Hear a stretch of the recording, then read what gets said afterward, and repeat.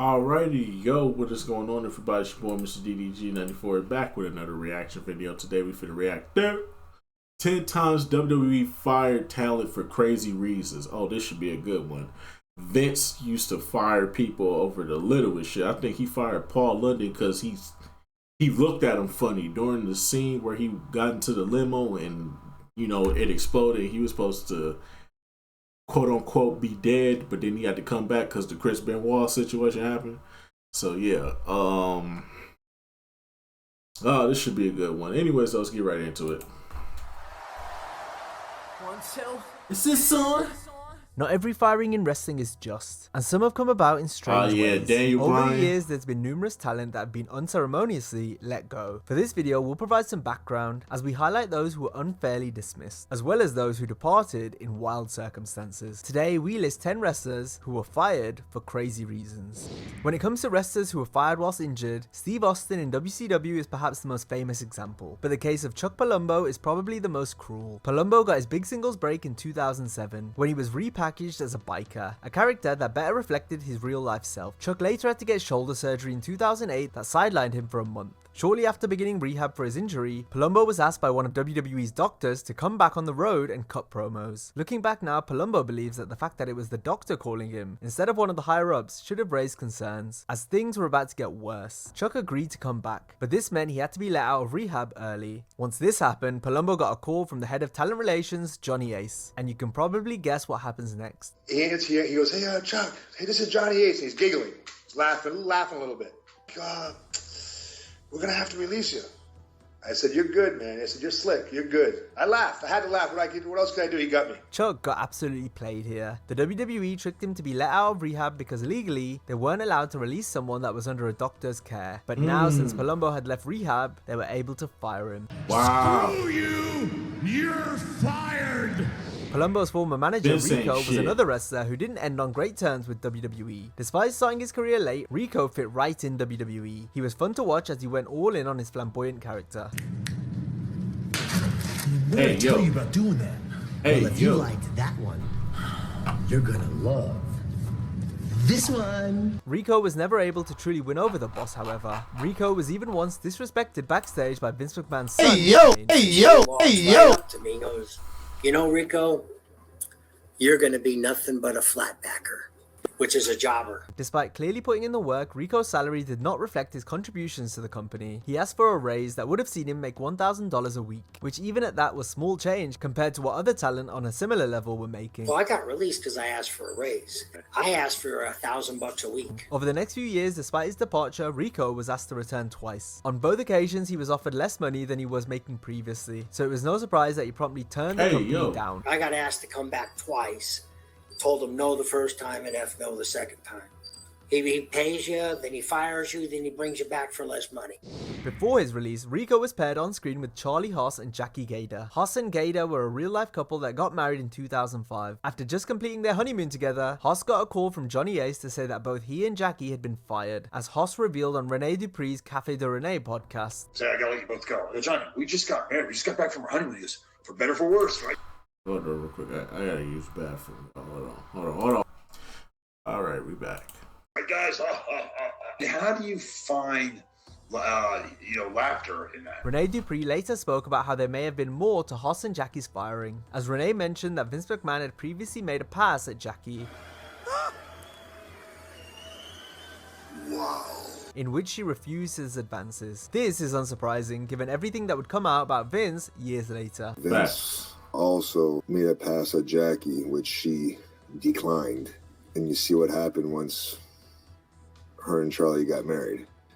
If you don't put Vince over, he gets mad at you and takes it out on your career. Firing someone after just getting married is bad enough, but imagine being fired whilst pregnant. This is what happened to Dawn Marie in 2005. Dawn Marie was signed to WWE after working for ECW. She starred on the SmackDown brand for 3 years. After telling the office she was pregnant, Dawn was taken off the road. The company also tried to keep her from appearing at ECW One Night Stand, but Dawn fought them on this and was ultimately able to appear. Less than a month later, Johnny Ace made the call to tell Dawn Marie she was being let go. By this point, she was on maternity leave. In 2006, Dawn filed a wrongful termination suit against WWE, which reached a settlement in 2007. I'm sorry, we're gonna have to let you go because we just creators just don't have anything right now. And I go, whoa, just be honest. You could have sent me home, have my baby, and then come back. All those big, huge talk shows, they wanted to talk to me. I just kept telling them, no. I'm going to solve my business, because I don't believe in exposing a business. Dawn Marie didn't appear on WWE programming again until she was seen in attendance for former ECW boss Paul Heyman's Hall of Fame speech in 2024. Joey Styles also worked for ECW before joining WWE. Styles was far from your typical WWE style commentator and had to alter his announcing to fit in. After nearly 3 years, Styles called it quits on commentary and began working in the company's digital media department. And I don't want this job anymore. I quit! We would still see Joey pop up on various pieces of programming, including a Facebook Q&A in 2016. Styles spoke candidly about the WWE product and offered insight into what goes on behind the scenes. He jokingly began the video by saying how this interview might get him in trouble. And if there's any heat to be had, for the record, it's mine, it's not Kathy's. This certainly foreshadowed what was to come, in fact. Styles said he was going to be fired because of this interview multiple times throughout it. Well, this might be the answer that gets me fired. Joey has always been a straight up, honest guy, and this Q&A was no different, as Styles shared his thoughts on WWE banning the term belt. I understand why we say title, because a belt is something that holds up your pants, but if it is used as a weapon in the ring, a title is not a physical object, so I have no problem saying championship belt. Styles also buried his run in WWE as an announcer. My short time on Raw, which I'm still in therapy to try to forget, and the 2 years I spent on WWE, ECW, women were just eye candy. He called out wrestlers up and down the card for using the same moves. Please stop doing the suicide dive. Years ago, it was special because very few people did it. Last night, Sasha Banks almost landed on her head. Oh, it's about to get some company. Oh shit. If it's not special, don't do it anymore. But fans believe the real kicker was his comments regarding Roman Reigns, who WWE were doing everything in their power to push as the top babyface, despite many fans rejecting him. The internet fans are begging for WWE to make Roman Reigns a villain or a heel for you smart fans, and it's not happening. So obviously, no, our chairman and WWE does not cater too hard to our hardcore internet fans. You can't deny Styles wasn't telling the truth in everything he said. It was great to see the once loose cannon on commentary saying how it is. It was just unfortunate that it ended up costing him his job. This is so much fun, and of course people remember. Well, they're going to remember it because it's going to be what finally got me fired. A short time after the Q&A was posted, Styles was released. A few people have told me they thought that you tried to get fired. Is that true or false? No, I was not trying to get terminated. While the video was scrubbed from WWE's socials, the WWE have rarely ever done candid interviews in this format before or since, and it's no surprise why. Styles later embarked on a brief stint in independent wrestling until he was once again fired from his position, this time as the announcer for Evolve. This was after Joey used the Donald Trump line to compliment the ring announcer. Political talk had been strictly forbidden by Evolve founder Gabe Sapolsky, but Styles went for it anyway. After being dismissed for his comments here, Joey has never worked in wrestling again and has completely disappeared from the public eye. Joey Styles famously replaced Jim Ross on commentary in 2005 as the WWE looked to phase JR out, only to bring him back in a few months later. This is nothing new as the company has tried multiple times to get rid of Ross, only to realize no one can fill his shoes. Actually, Jim Ross came back to Raw. I was replaced on ECW. What does that tell you? They hate him. I thought that was my chair. Yeah. And I really appreciate him keeping it warm for me. By 2013, Jim wasn't commentating anymore, but he was still under contract. He did various bits and pieces, including hosting an all-star panel for the upcoming WWE 2K14 video game during SummerSlam weekend. JR was given a format and script to follow, but it wasn't long until it all went out the window. Jim was in good spirits as he cracked jokes. We had a really cool panel. Most are actually sober, but not all. Can you imagine what the internet and the dirt sheets are going to say about this shit? Yeah, I love it. The panel. I will say this. I could have sworn JR was still on commentary up until, I want to say, 2014, 2015. He was still on commentary for NXT at the time, because NXT still had him on commentary. The panel centered around the new game and the 30 years of WrestleMania theme. Although anytime Ric Flair was asked the question, he would go off topic. John Cena, in a 5-hour road trip, he'll drink 30 beers. I don't get it. He has a genetic gift. The only guy that drank more booze than me after WCW was Gene Oakland. And Gene's had 3 kidney transplants. We stole it at SummerSlam for WWE, and we stole it with that company, whatever it's called, TNA. You kidding me? That won't make the edit. No, I don't care. Stephanie McMahon and the WWE higher-ups were livid with how the panel went. They didn't like how JR and Flair behaved. Rick was pulled from appearing at SummerSlam the next day, while for Jim, he would be released a few weeks later. Vince McMahon believed JR went on stage drunk. During a meeting between he and Vince, Ross denied this and said that he was fatigued, which caused his Bell's palsy to act up. I wasn't drunk.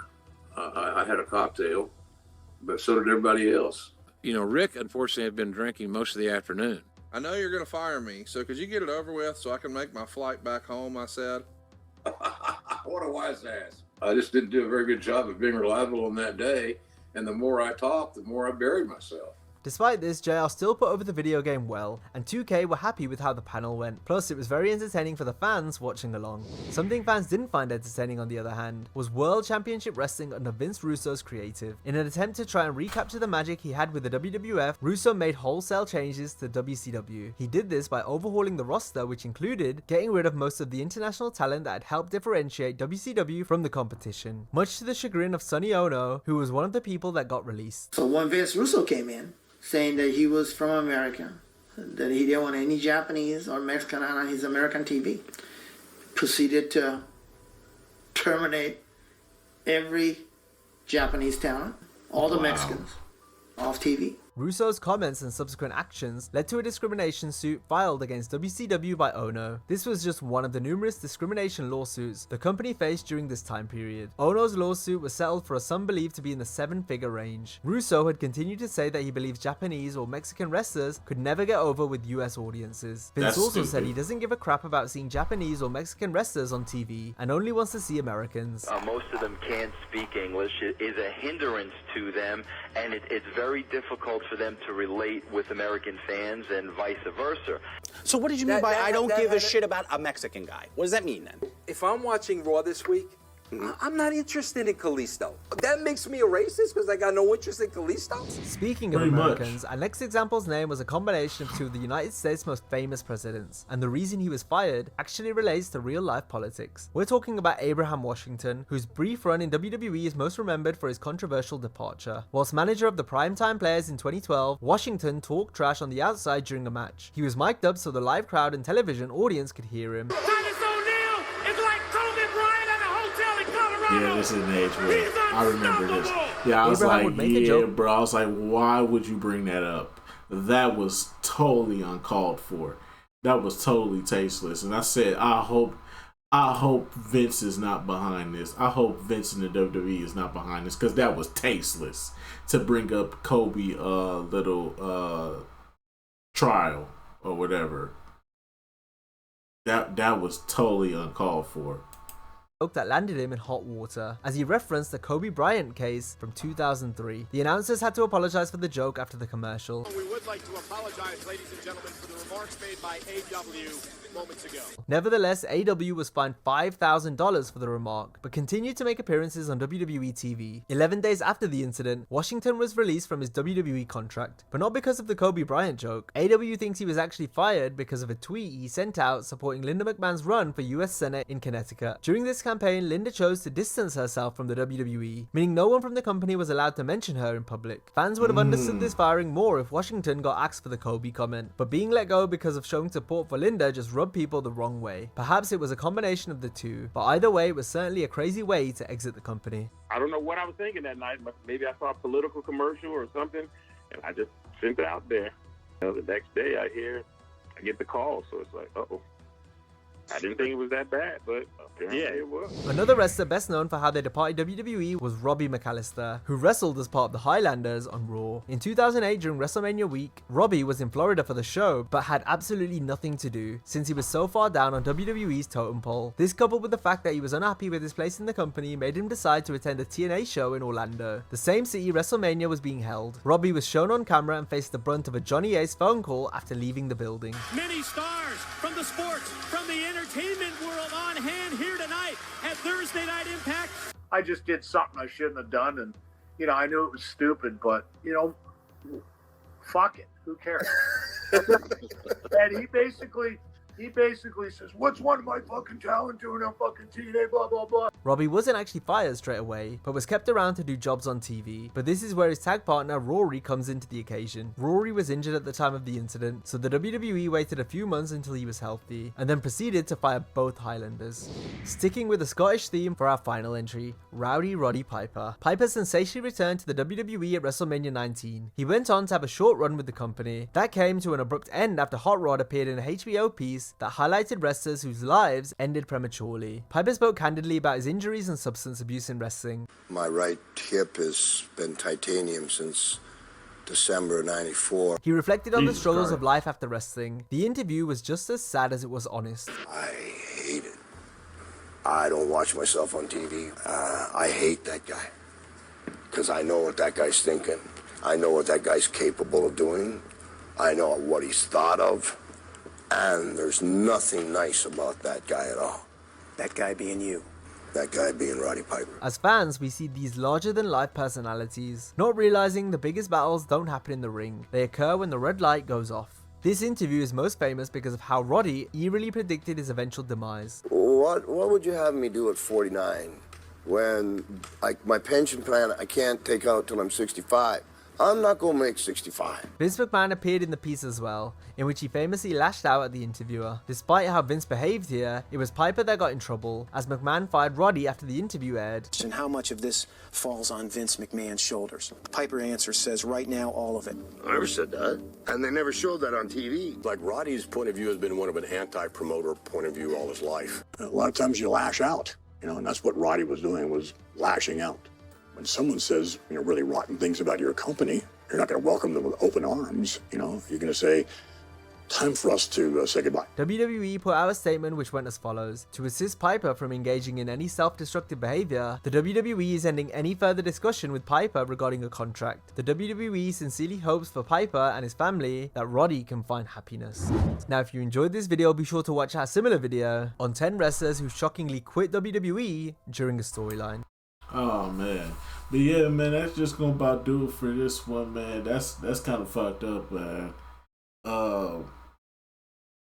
Yeah, man, that's kind of fucked up, man. A lot of these, some of these were fucked up. Some of these you kind of did it to yourself. But waiting to fire someone when they're in the midst of their pregnancy, that's wild. And then making someone come off the injured list just so you can fire them, so that way you don't have to keep paying them. That's wow. Vince was a piece of shit. Him and John Laurinaitis. Vince and John Laurinaitis were pieces of shit. And I'm glad that they're gone and will never be able to come back to the WWE. So yeah, man, that's just gonna about do it for this one, man. I will see you on the next video. Till then, peace out.